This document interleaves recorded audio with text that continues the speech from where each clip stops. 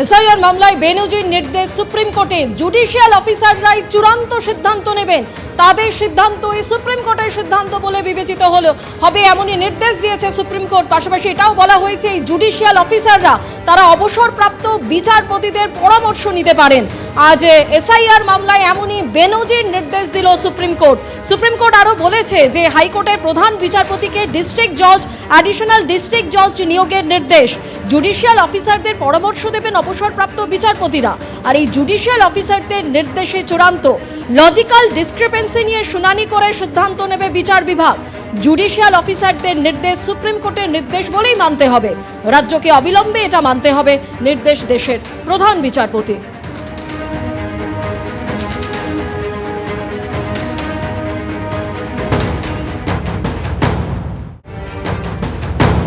কতটা অপদার্থ সরকার হলে, কেন্দ্র হোক বা রাজ্য হোক, কতটা অপদার্থ ইসিআই এবং সিও হলে বলা হচ্ছে জুডিশিয়াল এতে এটা দেখা হবে, করা হবে, দরকার হলে জুডিশিয়াল অফিসিয়ালসকে এঙ্গেজ করা হবে।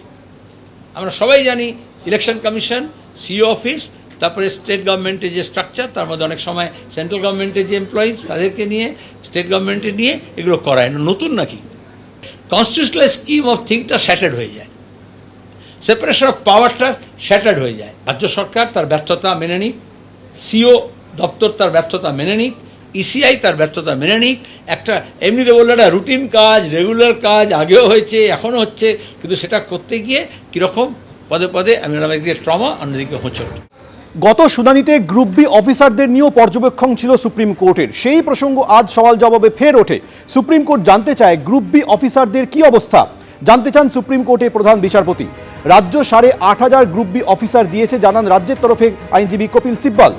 আধিকারিক বদল নিয়ে যে নির্দেশ দেওয়া হয়েছিল তার কি অবস্থা জানতে চান সুপ্রিম কোর্টের প্রধান বিচারপতি সূর্যকান্ত। আমরা কিছু আধিকারিক বদল করতে চেয়েছিলাম, রাজ্য জানিয়েছে যে তারা বিচার করে দেখছে, বলেছে নির্বাচন কমিশন। আশা করেছিলাম রাজ্য সহযোগিতা করবে, আমরা আশাহত। এসআইআর মামলায় কড়া পর্যবেক্ষণ সুপ্রিম কোর্টের প্রধান বিচারপতি।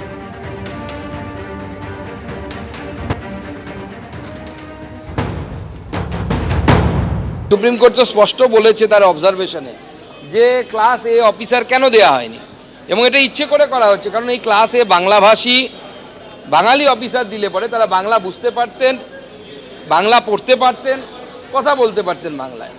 স্বাভাবিকভাবে পুরো বিষয়টি, পুরো যে এসআইআর প্রক্রিয়া অত্যন্ত ভালো হতো।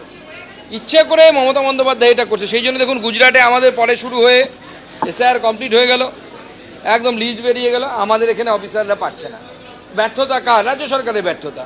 কারণ আপনার অফিসাররা কাজ করছে, তো কেন্দ্র সরকারের অফিসাররা তো কাজে তারা মাইক্রো অবজারভার হিসেবে আছে, তাদের হাতে তো ক্ষমতা নেই। ক্ষমতা হচ্ছে এই আর ওই আর ওদের হাতে। তারা সবাই রাজ্য সরকারি কর্মচারী, তাহলে এত ইনএফিসিয়েন্সি কেন? এসআইআর মামলায় বেনজির নির্দেশ সুপ্রিম কোর্টের, রাজ্যের বিচার বিভাগকে অংশগ্রহণের নির্দেশ। সুপ্রিম কোর্ট আজ যে নির্দেশ দিয়েছে তাতে বলেছে যে জুডিশিয়াল অফিসাররাই চূড়ান্ত সিদ্ধান্ত নেবেন এবং তারা পরামর্শ নিতে পারবেন অবসরপ্রাপ্ত বিচারপতিদের কাছ থেকে, এবং এই জুডিশিয়াল অফিসারদের সিদ্ধান্তই চূড়ান্ত বলে বিবেচিত হবে। জুডিশিয়াল অফিসারদের নির্দেশ সুপ্রিম কোর্টের নির্দেশ বলেই মানতে হবে। রাজ্যকে অবিলম্বে এটা মানতে হবে নির্দেশ দেশের প্রধান বিচারপতি।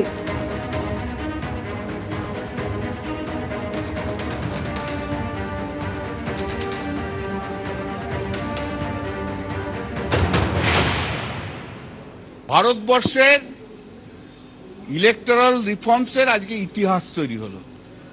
এই যে চিফ ইলেকশন কমিশনার ভাবতো তিনি ছাড়া কিছু হবে না, আজকে তা শেষ।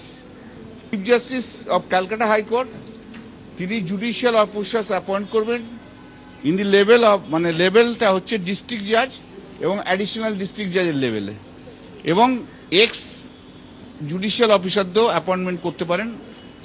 তারা ডিসাইড করে নেবে যে এই ক্লেমগুলো কারেক্ট কি নট কারেক্ট। অতএব final decision will be taken by the judicial officers, যাদেরকে আজকে সুপ্রিম কোর্টের অর্ডারের মধ্যে দিয়ে দিল। সুপ্রিম কোর্ট কথাও বলেছে যে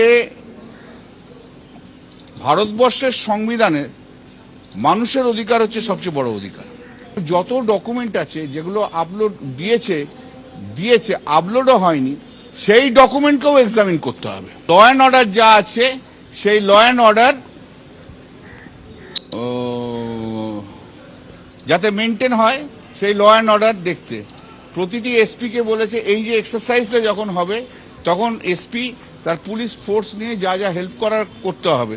স্টেট গভর্নমেন্টকে সমস্ত ইনফ্রাস্ট্রাকচার দিতে হবে, যেখানে যেখানে এই এক্সারসাইজগুলো হবে সেখানে সেই এক্সারসাইজ। এত হইচই হচ্ছে কেন? ডিজিকে যে নির্দেশ দিয়েছিলাম সেটার কি হলো? এসআইআর মামলায় প্রশ্ন সুপ্রিম কোর্টের প্রধান বিচারপতির। হলফনামা দাখিল হয়েছে জানান কপিল সিব্বল।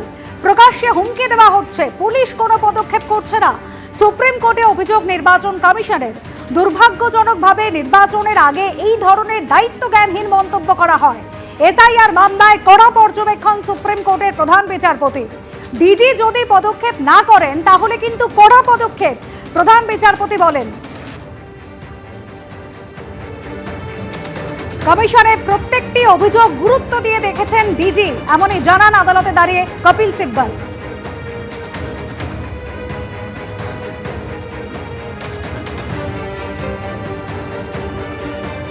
এবিপি আনন্দ এগিয়ে থাকে, এগিয়ে রাখে।